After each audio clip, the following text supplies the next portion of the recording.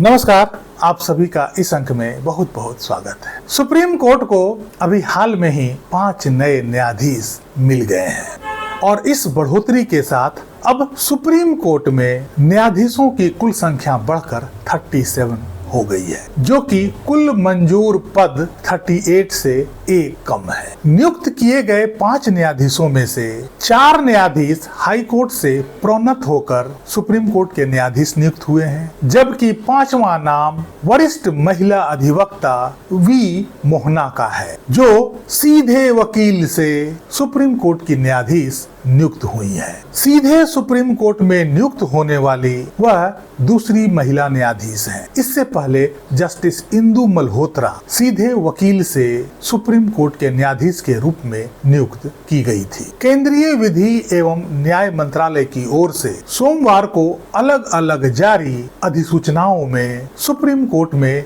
इन 5 न्यायाधीशों की नियुक्ति की गई है। अब देखते हैं कि आखिर इन 5 न्यायाधीशों में से कौन कौन न्यायाधीश कहां से हैं। सबसे पहले वी मोहना, जो सुप्रीम कोर्ट के वरिष्ठ अधिवक्ता थी और उन्हें सीधे न्यायाधीश के रूप में नियुक्त किया गया। दूसरा, Punjab and Haryana high court के मुख्य न्यायाधीश सील नागू हैं, जिन्हें सुप्रीम कोर्ट में पदोन्नत किया गया है। तीसरा, बॉम्बे हाई कोर्ट के मुख्य न्यायाधीश श्री चंद्रशेखर। चौथा, मध्य प्रदेश हाई कोर्ट के मुख्य न्यायाधीश संजीव सचदेवा का नाम है। और 5वां, जम्मू कश्मीर और लद्दाख हाई कोर्ट के मुख्य न्यायाधीश अरुण पल्ली जी है। इन सभी न्यायाधीशों की 2 जून को भारत के मुख्य न्यायाधीश ने शपथ दिलाई। जस्टिस वी मोहना की नियुक्ति के बाद सुप्रीम कोर्ट में महिला न्यायाधीशों की संख्या 2 हो जाएगी। अभी तक सुप्रीम कोर्ट में केवल एक ही महिला न्यायाधीश थी, जिनका नाम था वी नागा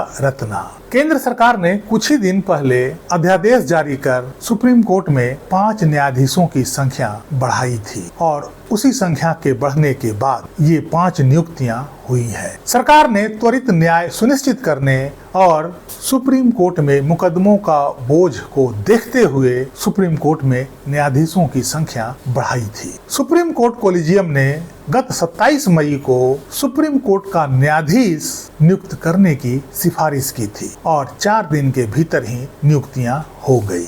देश के न्याय व्यवस्था के शीर्ष पर नियुक्त होने वाले इन न्यायाधीशों के लिए कोई टेस्ट या कोई परीक्षा का प्रावधान नहीं है। इनकी नियुक्ति कोलेजियम के सिफारिश पर की जाती है। जब ये न्यायाधीश हाई कोर्ट के न्यायाधीश भी बने थे, उस समय भी ये कोलेजियम के सिफारिश से ही बने थे। उस समय भी इन्होंने किसी भी प्रकार का टेस्ट नहीं दिया था, कोई एग्जाम नहीं दिया था। अब प्रश्न यह उठता है कि आखिर देश के इतने बड़े पद पर होने और देश की पूरी न्याय व्यवस्था को संभालने के लिए योग्यता का क्या मापदंड होना चाहिए? क्या केवल कोलिजियम का सिफारिश ही उचित मापदंड है? क्या कोलिजियम की सिफारिश में भाई भतीजावाद होने का संभावना नहीं दिखता है? कई बार इस कोलिजियम सिस्टम पर भाई भतीजावाद का आरोप लगाया गया, लेकिन सुप्रीम कोर्ट को